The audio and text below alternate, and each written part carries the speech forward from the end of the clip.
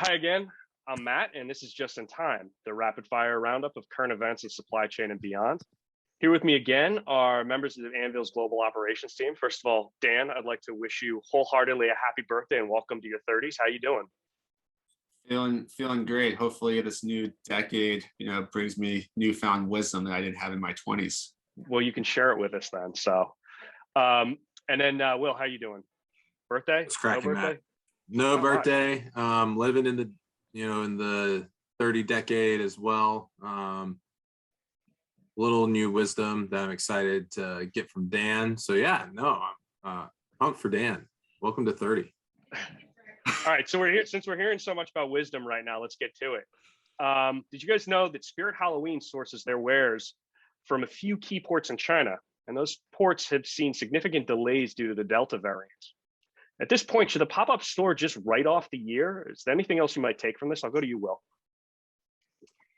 Yeah. Well, I don't think they can write off the year.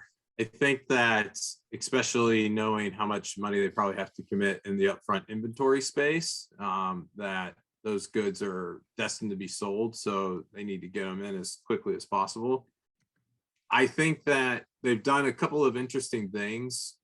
Once they started seeing the delays in Long Beach, that they said, okay, where's going to be the next best place to take our items so that we can still get them to the different stores for distribution.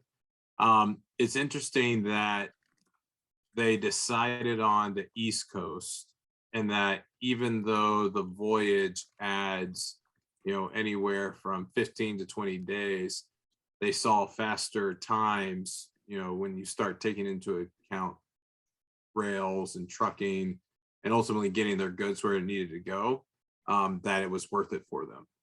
And so I think the big thing to highlight here is, the team that they have either internally or that they align with on their freight forwarders and saying, okay, where's their best way to go, knowing that they're committing to ocean freighting almost all of these items. I think, the idea that they would air freight some of these items probably doesn't make a ton of sense for them.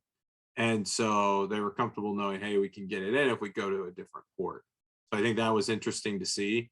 And, will they continue to do that moving forward?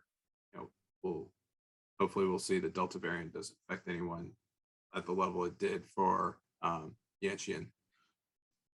Yeah, and back to the, I guess, original one, am I surprised that they're exporting from China? No, makes sense for their COGS purposes. Now, should they write it off? Definitely not, because you both have kids. That's essentially just writing off Halloween as is. And based off the past 18 months, we had kids need to go out there and trick or treat this Halloween. So they gotta do everything they can to get those costumes into stores. That is some wisdom right now. That is some wisdom right there. Kids got to trick or treat. Yeah.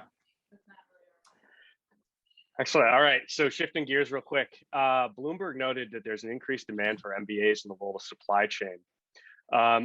Guys, what do you think of this? How will that very high level training that they receive help or hinder supply chain teams? Dan, I'll give it to you.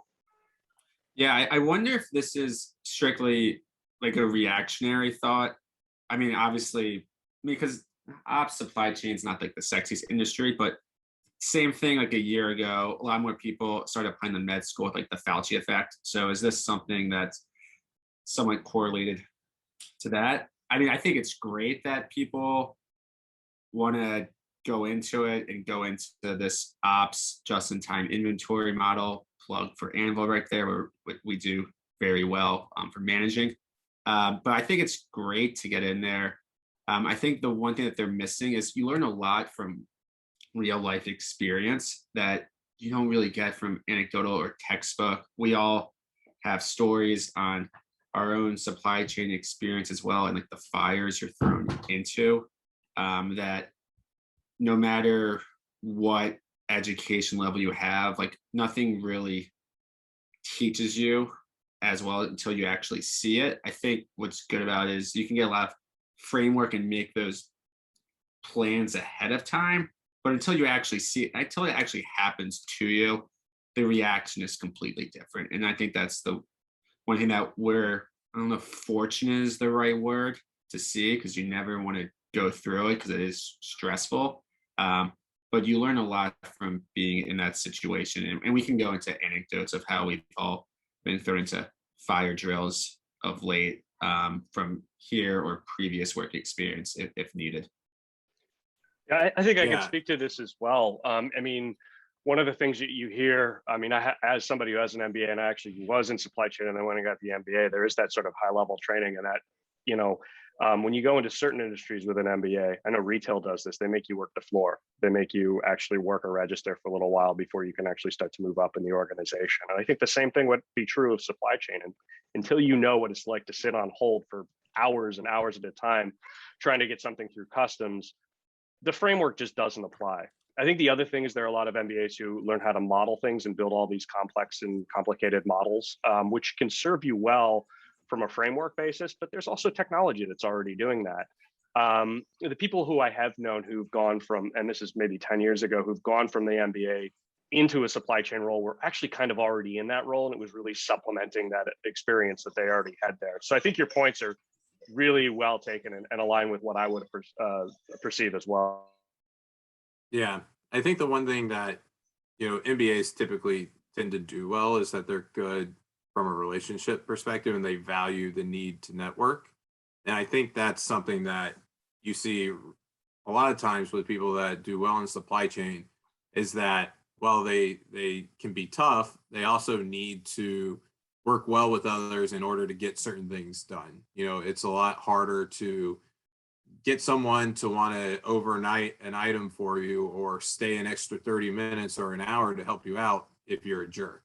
And if it's something that you need to get done that day, or if it's something that needs to make its way onto a flight, and if it doesn't, then you're in trouble or you're missing a berth.